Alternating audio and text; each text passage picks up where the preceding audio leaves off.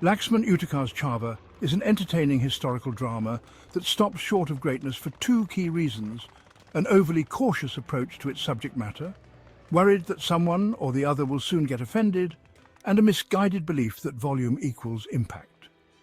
Drawing from Shivaji Sawant's novel, the film stands out in Indian historical cinema for its unflinching portrayal of violence, earning it a distinctive place in the genre. After a year of meticulous research across historically significant locations, the filmmakers have crafted a visually authentic period piece that unfortunately never quite reaches its full potential. The film is always a little less than the sum of its parts. Vicky Kaushal delivers a compelling performance as Chhatrapati Sambhaji Maharaj, despite the constraints of his role. The irony lies in his character's proclamation of being a silent hunter, while the film consistently has him roaring and shouting. This vocal intensity, combined with Rahman's overwhelmingly loud score, creates a sensory assault that diminishes rather than enhances the narrative. Rahman's typically nuanced compositions lose their delicate textures beneath the weight of excessive bass and volume. In fact, it feels like Chhaava uses tracks that were rejected by the other historicals Rahman worked on. He just made it a little louder for this film.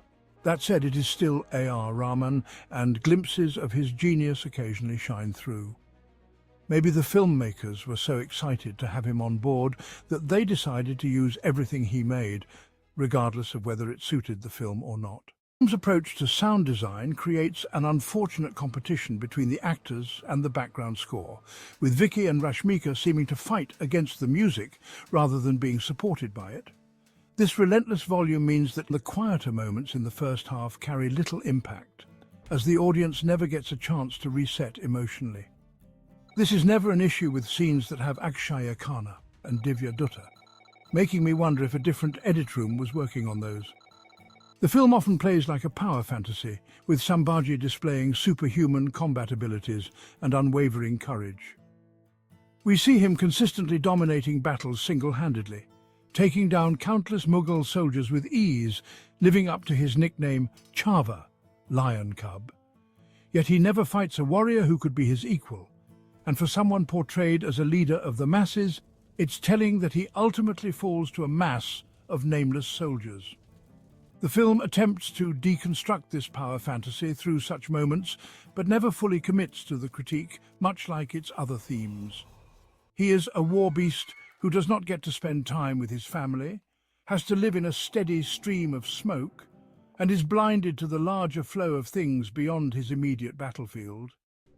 Yet, despite these limitations, Vicky manages to convey depth beyond what's shown on the screen.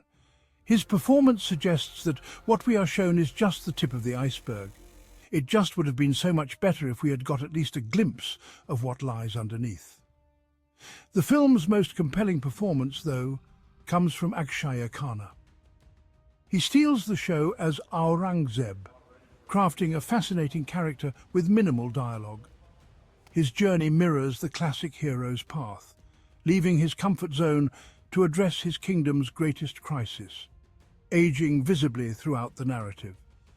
His character's progression from the ordinary world of his court to his vow to reclaim his crown only after defeating Sambhaji demonstrates a more complex arc than our supposed protagonist.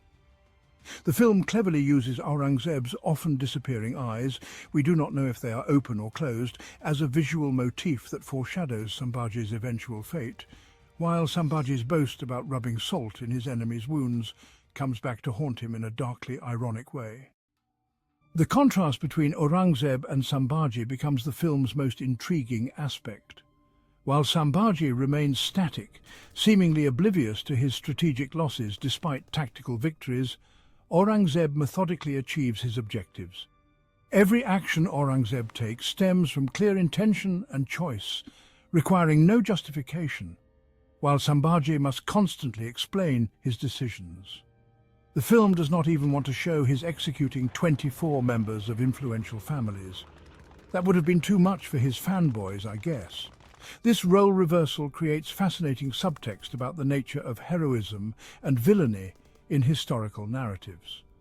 The film subtly suggests these opponents share more similarities than differences, though it never fully commits to exploring this theme. After all, such an exploration will definitely offend someone. This hesitation to delve deeper into such complex territory represents one of the film's missed opportunities. The film's visual spectacle and well-choreographed action sequences are impressive, but a lack of escalation from one set piece to the other makes it feel a little repetitive and overwhelming. The Talvar, the Trishul, the Gada, the Tir Kaman and the Bagnyaka all get their moment of glory, but they ultimately detract from the film's emotional core. This steady stream of action without sufficient emotional valleys between peaks ultimately exhausts rather than exhilarates.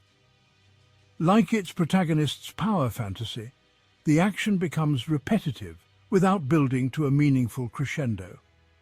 And it only serves to remind you that the hero's party is completely missing the significance of the changing battlefields.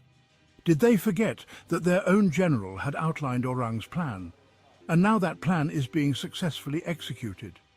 To top it all, the characters aside from Sambhaji and Aurangzeb are just playing stereotypes. They lack depth and development, hindering the film's ability to resonate with viewers. For all its references to Chhatrapati Shivaji Maharaj, the characters don't seem to understand what made him truly remarkable. His strategic brilliance rather than mere tactical prowess.